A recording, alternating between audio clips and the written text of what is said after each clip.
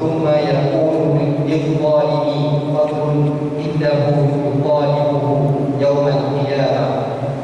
Artinya, sesungguhnya orang yang terkena zalim itu mendoakan celaka ke atas orang yang menzaliminya, sehingga suatu kecelakaan yang dibalakan ke atas orang yang zalim itu melebihi daripada balasan yang patut diterimanya. Maka orang yang pada mulanya zalim tadi, yakni telah menjadi kena zalim pula, lalu dia menuntut haknya pada hari kiamat nanti ke atas orang yang kena zalim yang mendoakan celaka ke atasnya. Kan bila orang menzalimi kita, jangan didoakan yang bukan-bukan. Kepada siapapun jangan didoakan celaka. Mak untuk anaknya ni mau ngajak betul, jangan didoakan yang bukan-bukan. Jangan. Kalau anaknya tahu kepada Allah, ya Allah, berilah taufik hidayah. Doa yang baik. Jangan doakan yang celaka. Mampuilah kau kepada. Jangan kami haram kita bukan. Walaupun anak kita dalam contoh haram di muka kita, kita kata geram subuh. Semoga Allah memperbaiki doa yang baik-baik. Jangan didoakan yang bukan-bukan yang baik. Itu anak kita kasih anak kawan, termasuk orang yang menzalimi kita. Jangan didoakan yang bukan-bukan. Jadi kata Imam Al-Ghazali, serahkan saja halnya kepada Allah. Orang menzalimi kita, katalah anak kita diambil dengan tak ikut prosedur, diambil dengan cara zalim, sehingga Allah mudah kita fikir, ataupun hak kita dia tak bagi kepada kita, dan seumpamanya dia menzalimi kita, dicuri kasut kita, dicuri kasut kita, itu menzalimi kita. Doakan yang baik-baik, semoga Allah memberikan hidayah kepada dia, dia bagi bandingkan kasut dia. Jangan suka mampu dia dicuri kasutan. Kita doakan celaka katanya, kalau celaka dia curi kasut kita. Dia curi kasut kita, kita doa yang bukan-bukan, semoga dia rosak, sakit, apakah pecah pun dia Allah, semuanya doa yang boleh-boleh. Takdir orang yang mencuri kasut kita tadi, nilai kasut kita berapa harganya? Anggaplah RM50 sekitar kan? Mau beli RM50. Dicuri, kita doa yang bukan-bukan, bagi dia celaka. Karena kita orang yang dizalimi, doa kita akan didengar. Kita berdoa, balik-balik dicuri kasut kita, dia insiden. Kita doa yang bukan-bukan, eksiden untuk dia rosak kaki dan mata. Karena untuk rosak kaki, mata, apa semua, dia belajar ubat semua seperti ini, kira semua, dia harus RM5,000. Karena celaka semua kita doa. Kasut kita nilai doa RM50. Yang kita doa celaka, dia rugi berapa? RM5,000. Bermakna nanti pada keadaannya sudah berubah. Mula-mula dia menzalimi kita,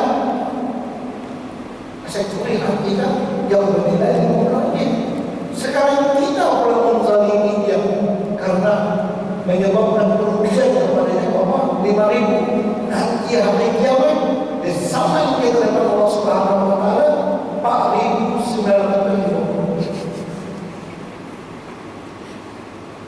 Ada yang doa yang bukan-bukan. Karena itu Imam Ghazali, serahkan saja urusannya kepada Allah. Kalau engkau lah sahabat Allah yang buatlah yang berpatutan, itu boleh lah. Mereka serah kepada Allah. Jadi kita kira bagi dia sendiri, bagi dia mampu. Oi, mati itu boleh mati. Oi, kemana? Keadaannya boleh berubah. Daripada mula menzalimi kita menjadi kita pula menzalimi dia. Itu maksud hadis kan. Jadi jangan sembarangan doa, ya kan? Jadi terjadi sesuatu yang melebihi pada kadar yang kita miliki, maka dia akan sabar kita balik pada hari kiamat. Karena dia menuntut keadilan daripada Allah. Ya Allah, ya Tuhan, aku zalim ini, tapi kasih dia cuma RM50. Dia Tuhan cerahlah, kata aku tidak sini, aku bisa menerima itu. Sama kita nanti RM4 semua ramai. Terus ada seorang yang sangat banyak memaki Al-Hajjaj, maka berkata kepadanya oleh seorang ulama, sesungguhnya Allah akan menyiksa orang yang memaki Al-Hajjaj dengan lidahnya seperti halnya Allah menyiksa Al-Hajjaj kerana zalimnya kepada orang lain. Hajjaj bin Yusuf As-Saqafi, ketua polis di zaman pemerintahan Bani Umayyah, yang kejam sangat banyak. Banyak macam cakap tentang dia, maka ditegur oleh ulama. Apalah Hajjaj yang dapatkan dosa yang dia buat, tapi Allah berkata dia orang ini tak ada dosa. Apalah semua dia terus yang kedua. 8. Bergurau, mengolok-olok dan mengejek orang lain. Maka hendaklah engkau melihara lidahmu daripada mengolok-olok dan mengejek orang lain, sama ada dalam bentuk percakapan yang bersungguh-sungguh ataupun dalam bentuk bergurau-gurau sahaja. Kerana perbuatan yang demikian menghilangkan air muka dan menghilangkan rasa haibah yang tergerun dan terkadang membawa kepada rasa jauh hati dan menyakitkan hati. Dia macam ni kadang-kadang dia nak punya je orang tak sedap. Dia lawak-lawak tu punya je juga dengan kawan-kawannya. Terus maka dari situlah bermulanya pertengkaran dan kemarahan yang akhirnya membawa kepada putusnya hubungan dan permusuhan di dalam hati. Maka janganlah engkau bergurau dengan seseorang, bahkan jikalau mereka cuba mengusik engkau, maka jangan engkau peduli dan berpalinglah daripada mereka sehingga mereka bercakap perkataan yang lain. Dan hendaklah engkau menjadikan dirimu daripada golongan orang yang disebutkan oleh Allah Ta'ala dalam firman-Nya, wa idza marru bil lagwi marru kirama. Maksudnya, dan apabila mereka melalui dengan perkara yang sia-sia, mereka akan lalu dengan menjaga kehormatan diri. Surah Al-Furqan ayat 72. Inilah 8 perkara yang merupakan penyakit lidah yang besar. Maka tidaklah ada yang dapat menolong engkau dalam menjaga lidahmu kecuali hanya uzlah, yakni mengasingkan diri dan melazimkan diam. Dan hendaklah engkau bergaul dan bercakap sekadar keperluan sahaja. Dan adalah Sayyidina Abu Bakar As-Siddiq radhiyallahu anhu selalu meletakkan batu di dalam mulutnya. maksudnya dia gulung baju dalam mulut, dia gulung macam apa? Tahu? Nak kejam orang. Jadi dia cakap banyak, dia dalam gulung dah. Terus supaya dia dapat meneguh, supaya dia dapat menegah mulutnya daripada bercakap yang tidak perlu. Dan beliau mengisyaratkan kepada lidahnya, inilah yang banyak membawa aku ke jurang kebinasaan, maka aku mestilah berjaga-jaga daripadanya. Maka jagalah lidahmu baik-baik, kerana dia adalah alat yang paling berkesan dalam membinasakan engkau, baik di dunia ataupun di akhirat. baik. Ada satu lagi yang kita dah baca pada Quran. Lidah manusia ada dua. Satu lidah yang bercakap, satu lidah yang menulis. Itu dikira lidah. Hari ini Masya Allah Facebook dengan ini kira lidah. Tulis surah khabar kira lidah. Jadi kata Imam Al-Ghazali, pen kamu, tulisan kamu itu salah satu di antara dua lidah. Lidah cakap-cakap, cakap dia rekaman. Kalau di Facebook dia lagi banyak. Dia cakap memfitnah melalui media elektronik ini. Dalam 2-3 minit 1000 orang satu dunia mereka ada yang melalui tulisan. Ini pun sama hukumnya dengan lidah berbicara. Itu lidah yang menulis halang kita. Karena itu kena jaga-jaga. Apalagi sekarang ini kemudahan, Masya Allah, luar biasa. Gunakanlah kemudahan teknologi ini untuk kebaikan. Jangan digunakan untuk menjadi kejahatan.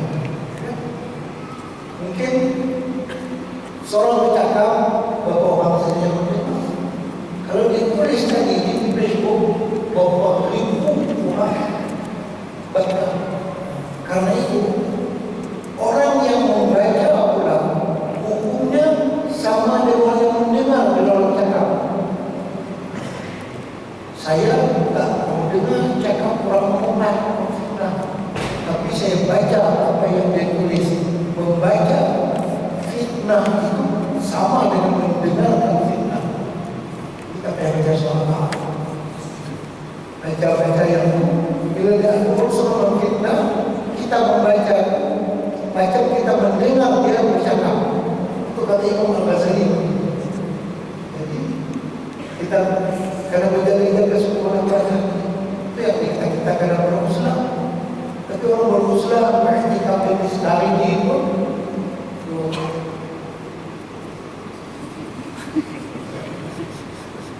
ada mengaji boleh kalau Allah mereka mengumpat itu alat canggih untuk mengumpat dan mengenal mereka tahu apa ya. Terus keempat, menjadi terus keempat, menjaga perut. Maka hendaklah engkau melihara perutmu daripada memakan makanan yang haram atau yang syubhat, dan berusahalah untuk mencari makanan yang halal. Dan apabila engkau telah mendapatkan makanan yang halal, maka hendaklah engkau merasa cukup dengan memakannya, dan hendaklah engkau berhenti sebelum kenyang. Kerana perut yang kenyang itu mengeraskan hati dan melumpurkan akal dan memberatkan anggota daripada berbuat ibadat dan mencari ilmu. Bahkan perut yang kenyang itu akan menguatkan syahwat dan membantu tentera syaitan. Kenyang dengan yang halal adalah punca segala kejahatan. Maka betapa pula kenyang dengan makanan yang haram. Oleh itu, mencari makanan yang halal adalah wajib atas setiap orang Islam, dan berbuat ibadat atau mencari ilmu dengan memakan makanan yang haram adalah seperti membuat sesuatu binaan di atas tumpukan sampah. Jadi perlu dijaga daripada memakan makanan yang haram, yang syubhat, ataupun berlebih-lebihan mengambil makanan yang halal sekali. Kalau di zaman Nabi ini, mereka itu kebanyakannya makan itu sekali sehari saja. Maka kalau makan siang, malam tak makan. Jadi mereka betul-betul makan itu sikit. Yang kita lagi sikit-sikit, maka mereka makan sikit. Yang kita sikit-sikit, maka bersebelah makan. 12 tahun kan berapa? Kan sekarang fikul 5 kan maka tapi jangan berlebihan. Tuan rumah kena silau kan? Tuan rumah tu sila-sila apa boleh lagi silau. Tuan rumah kan kita yang makan kena sedang diri. Dah kenyang berhenti kan? Terberhenti sebenarnya. Tuan rumah dia cari pahala menjaga rumah. Kita persiapkan makanan sila-sila yang kita dah kenyang. Bahkan kalau berhenti sebelum umur saya saya makan 2 kali. Saya cakap sekali. Saya makan kenduri pendam kedap. Pertama dia buat sedap. Maka kenduri satu hidup dengan dia. Badan sedap. Saya tengok dia menambah 3 kali. Nasabah kadang-kadang itu satu babak itu saya pergi 1 kali 2 kali benar. Rupanya dia mau kenal orang itu Saya pakai kereta, dia pakai kereta saya. Elok. Main satu kali sekali pulang, apa? Tapi akan hidangan Masya Allah. Namun tak mana lagi Ustaz. Dia kata, namun tak mana lagi. Betul mana? Dia kata, apa? Boleh lah, boleh sikit. Saya kata, dalam itu kata namun tak mana. Dia menambah 3 kali pulang.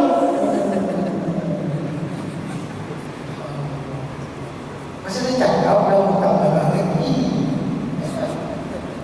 Dalam cakap macam itu, dia boleh makan macam tawa tadi pula. Nomor 1 berapa dia kata atau dia cakap macam ni sekali-sekala adalah dia terlalu pertamanya libur lagi dan itu melampau dan terlalu banyak berlebih-lebihan makan tapi jangan berlebih. Terus apabila engkau merasa cukup dalam setahun dengan hanya memakai sehelai baju yang kasar dan merasa cukup dalam sehari semalam dengan 2 potong roti daripada tepung yang kasar dan engkau mampu meninggalkan kelazatan bulan, maka pasti makanan yang halal itu cukup bagimu. Harta yang halal itu sebenarnya banyak dan engkau tidak dituntut memeriksa sampai kepada perkara-perkara yang kecil. Bahkan memadailah bagimu bahawa engkau menghindari apa-apa yang telah engkau kenal pasti bahawa harta itu adalah haram, atau engkau sangka bahawa dia adalah haram dengan bukti-bukti yang nyata yang telah tabik pada harta tersebut. artinya benda yang haramnya ada 2 macam. Satu haram di segi bendanya itu sendiri, macam Allah dan benda itu haram. Satu lagi haram di segi karena duit yang diguna beli benda itu haram, walaupun yang dia jemput nasi, ya kan? Jadi ada haram di segi bendanya itu sendiri, ada haram di segi hukum. Jadi untuk ini kata yang membazir jangan korek-korek sangat. Macam kita ada pihak yang berwajib menyemak makanan di Malaysia. Bila mereka dapat cok logo apa namanya halal, kita boleh makan. Masih ada pihak yang bertugas untuk dakwah kajian, dakwah pemerhatian, juga keluarga logo apa namanya halal. Kita yakinkan bila masih cok halal, kita tak payah korek-korek lagi makan. Dia makan itu banyak sekali. Sama juga kita makan di mahkawan, kononnya bagi pasti halal. Tanya ke kawan, dia bilang, ini sebelum makan saya tanya ayam disembelih ke dalam. Tak ayamnya. Korek-korek itu menjadi dosa lagi, menyakitkan hati dia. Dia orang Islam, tapi dia orang kaya lagi. Maksudnya zahirnya sudah cukup. Tapi kalau kedai itu kedai orang yang bukan Islam, semua pelayan dia itu ada cok merah. Macam mana makan tak? Jadi apa namanya? Kita dah tahu kedai itu kedai orang yang baik. Kalau ada baik, kalau mereka makan, jangan tanya lah baik. Ini baik yang boleh tak? Yang orang makan ini nampak dia. Zahirnya ada orang Islam macam itu maksudnya. Jangan berburuk sangka dengan itu saja. Kalau kita korek-korek, gula untuk minum, garam untuk minum, maka garam ini dikira dia ada lagi sama macam-macam. Baju baru boleh pakai ke baju akan dikira macam-macam. Jadi was-was. Zahirnya baju itu bagus bersih. Kalau nampak ada najis apa itu pada baju. Kalau benda itu pada zahirnya dia baik, pakai. Jangan kita ragukan kakak yang ada pada jilat anjing kau pakai. Kita mengukur cukup dengan zahir dan tak payah korek-korek sangat. Terus. Adapun harta yang sudah nyata haram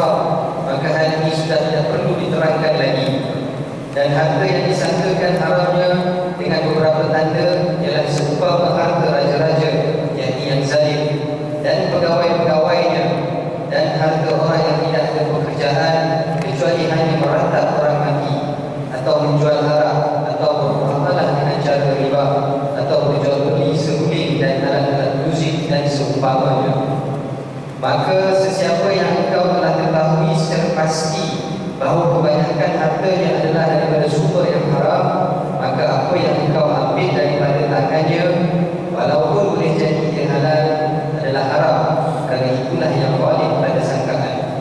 Ini orang bagi duit kat kita kan pakai hadiah. Jadi dia pakai haram. Apa yang kita tahu? Apa yang kita tahu ada? Dia peniaga ala-ala musik. Dia akan gitar, dia akan hindi, sore. Dia terlibat dengan sistem bank yang komersial yang riba. Apa yang dah tahu ada riba. Itu terbayar. Di antara harta yang jelas haram ialah harta wakaf yang dimakan tidak mengikut syaratnya. Seperti orang yang tidak bersungguh-sungguh mengaji, maka haram dia mengambil harta atau makanan yang diwakafkan khusus kepada penuntut yang ada di dalam sebuah madrasah. Macam beasiswa untuk pelajar. Kalau dia tak sungguh-sungguh jadi pelajar, tak berani. Haram macam kan? Atau orang akan sebuah madrasah pondok kadang-kadang membuat wakaf kepada budak yang mengaji. Dia tak mengaji tumpang atau memakan di pondok, itu makan yang haram. Kalau orang peruntukan ini nak diberikan makanan untuk pelajar-pelajar madrasah ini, dia tak sungguh-sungguh sih. Sebagai seorang pelajar, dia pun dapat kemudahan kan? Pilih yang selesa, makan sedap, makan daripada duit orang wakafkan di madrasah, itu tak boleh juga. Yang haram. Kerana tidak syarat.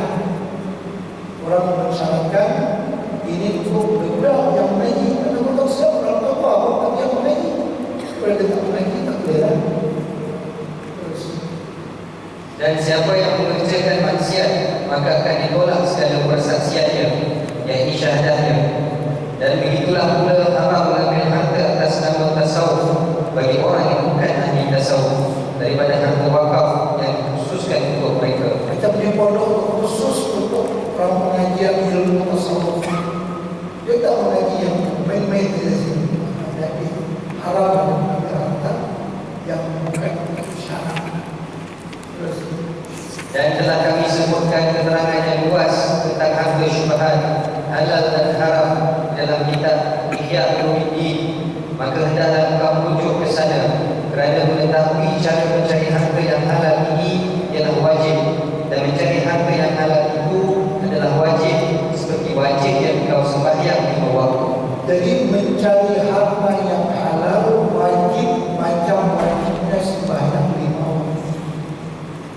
Untuk diberikan kepada anak kita, istri kita, keluarga kita, wajib untuk mencarikan harta yang halal.